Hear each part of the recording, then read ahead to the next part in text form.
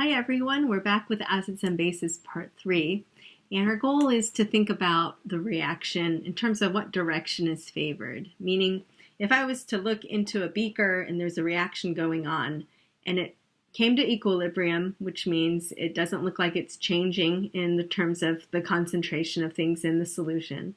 So it's at equilibrium, and do I see more reactants or do I see more products?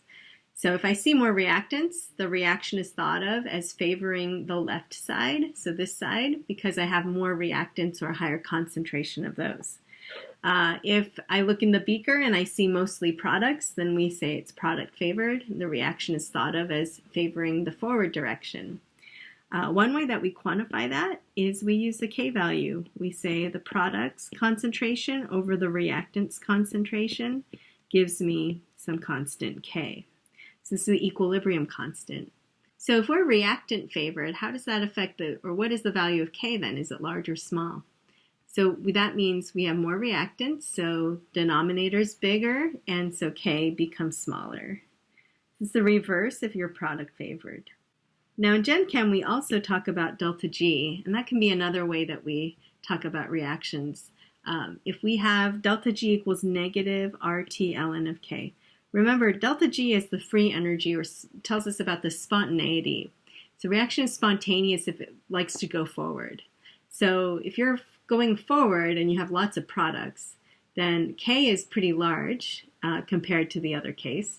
And as that gets larger, this all gets larger, and you have a more negative value for delta G.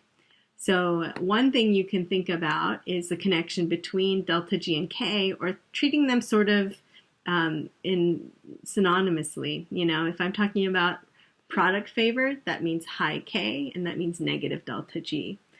I'm just going to make a little note here. Product favored, you should be able to think of that as a high K value and a negative delta G. And the more negative, the more product favored it is. Now, in thinking about how strong or weak things are, let's think about HCl. So if it's a strong acid, that means it likes to dissociate. So that means that it's very product favored. Now, how likely is it for this reaction to go backwards then? So if this is a strong acid, then what we're saying is that it likes to go forward. It doesn't like to go backwards. So that means that this conjugate base is going to not be so great at going backwards, taking this H. It's not so good at that.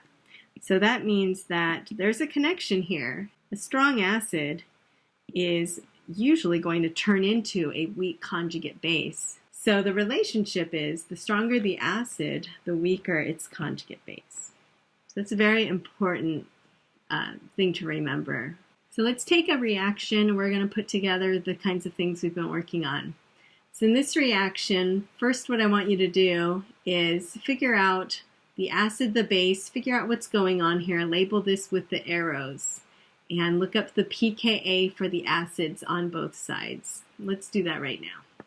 All right, so for part A, I've got my acid, I've got my strong base, sodium hydroxide grabs this H, I turn into this phenolate ion, and I've got water. So I'm going to identify, because I have a pKa chart, I'm going to focus on my acids. So I'm going to look at the pKa of this acid and the pKa of this acid. Let's do that real quick. All right, guys, so looking at my chart, I know that the H of a phenol is about 10, and I know water's H is about pKa of 16 there, 15.7.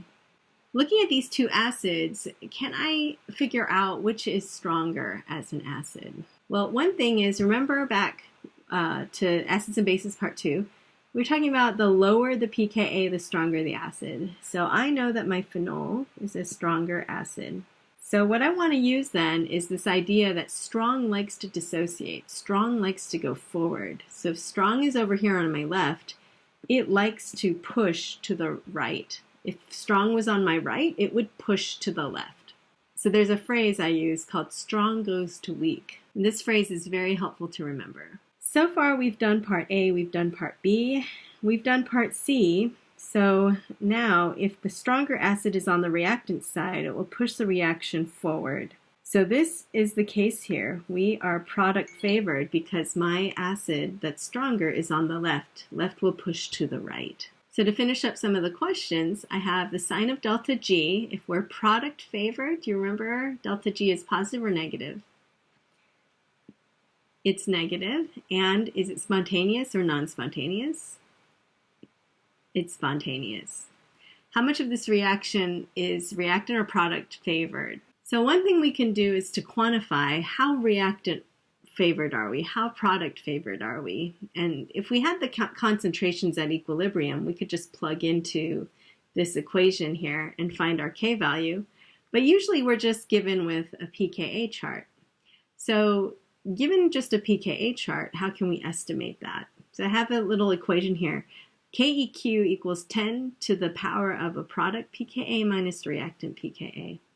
So let's try that for this reaction we just did. Product pKa is this one, so 16, minus reactant pKa 10 is about 6 pKa units, right? So that's 10 to the 6th power. And that's a pretty big number, much greater than 1. So this is definitely product favored, and it's really product favored, 1,000,000 to 1. So products versus reactants.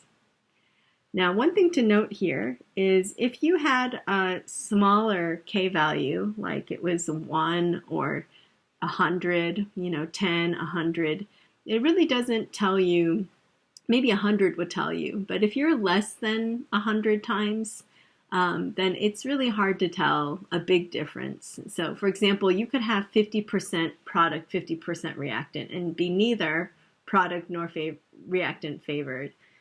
So we generally want to see a KEQ that's 100 or more, meaning that the reactant product pKa difference should be at least 2 units.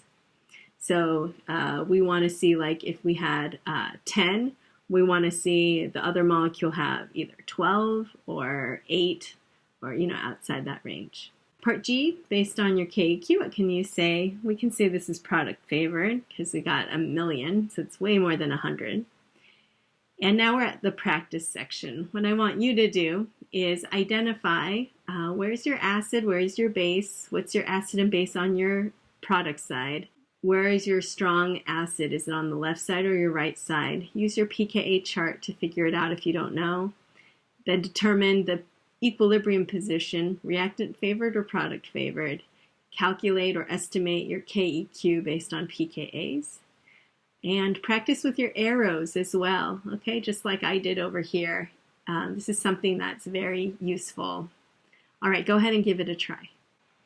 All right, guys, so I've labeled my acid and bases on both sides, so my conjugates. I have my pKas for my acids. So my acid over here is an alcohol, so don't forget it's not the phenol, which is pKa of 10. It's just a regular alcohol with an R group, so an alkane chain. So here it's 16, and this is an alkane, so it's 50. So my stronger acid is here, so I'm going to push this to the weaker acid side. And so what I get here is product favored. And not only that, but I'm going to estimate the KEQ is about 10 to the 50 minus 16, 34. So very product favored. Okay, and that's because this molecule is a very strong base. Hopefully you will start to recognize that in the next section. On this part B, I'm looking at this acid, which is not a very good acid, pKa 35, pretty high. This acid is much better, so we have a stronger acid as a reactant, so these are going to react more than these are going to react. So that means we're going to push backward. So we actually favor making these as our products. So this is reactant favored because it goes to the left. And the KEQ, what do you guys get? And the KEQ is negative 40, 10 to the negative 40. This is very unlikely to give you any of these products from these reactants. It's more likely to be the other way around. All right, keep practicing that, and I'll see you next time.